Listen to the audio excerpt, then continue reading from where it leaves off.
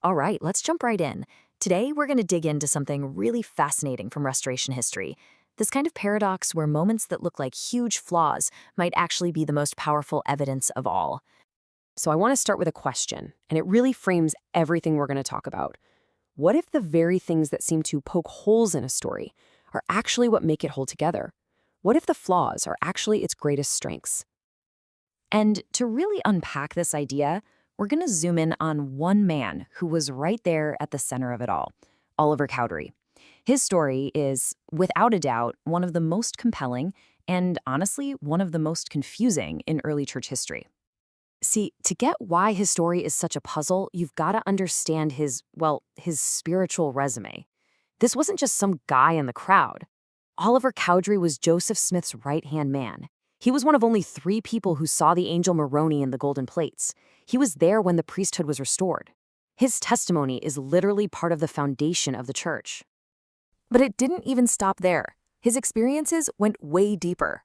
So let's go to a specific moment, 1836, inside the Kirtland Temple, to witness something truly incredible. Now, this vision didn't just happen out of the blue. The dedication of the Kirtland Temple was this period of intense spiritual outpouring. And on this one day, April 3rd, 1836, Joseph and Oliver are together, behind the pulpit, and the heavens literally open for them. And get this, here's what they wrote down. This wasn't some vague feeling or a dream. It was a shared, detailed, overwhelming vision of Jesus Christ himself. The power in these words it's just staggering.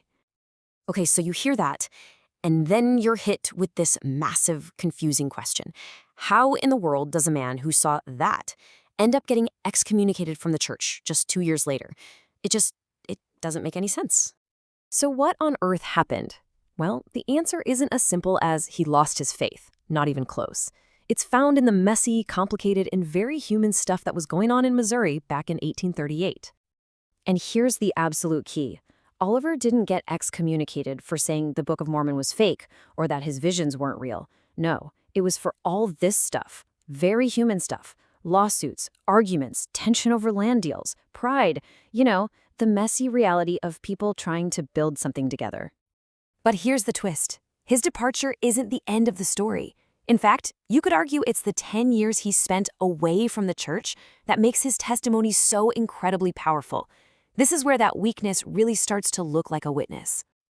Just look at this timeline. It lays out the whole journey so clearly.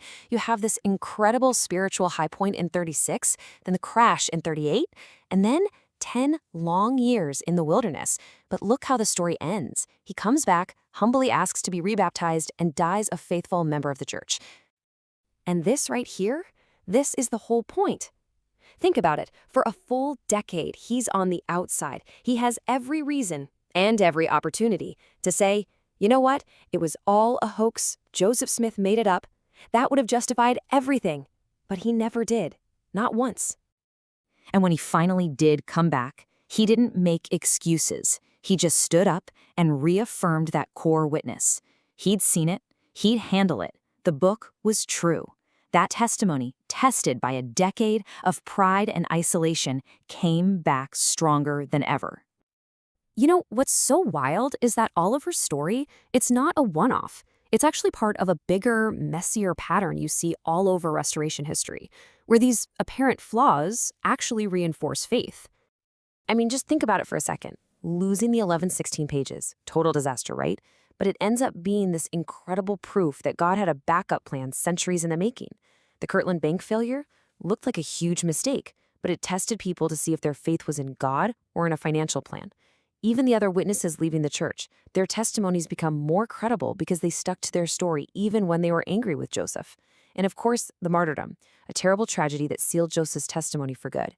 In every case, what looks like a weakness hides a profound strength. So this really breaks it down perfectly. The apparent weakness? Hey, this whole thing was led by imperfect people who made very human mistakes. The hidden strength? The fact that it all survived and thrived despite those human mistakes suggests something divine was holding it all together. The witnesses got angry and left, but the fact that they never changed their story, even when they were on the outs, makes their testimony rock solid. Okay, so after all that, what's the big takeaway here? What are we supposed to do with this idea? It's really this. The story of the Restoration was never going to be this perfectly polished, squeaky clean narrative. It's a divine story, sure, but it's unfolding with real, messy, flawed people. And that's not a bug, it's a feature. You know, Elder Jeffrey R. Holland said it so well. The history is messy because we're messy. God has always used imperfect people to do his work, and that's exactly what we see here. So I'll leave you with this final thought, this final question, really. If somebody were making this all up, wouldn't they make the story cleaner? Wouldn't all the key witnesses stay loyal forever?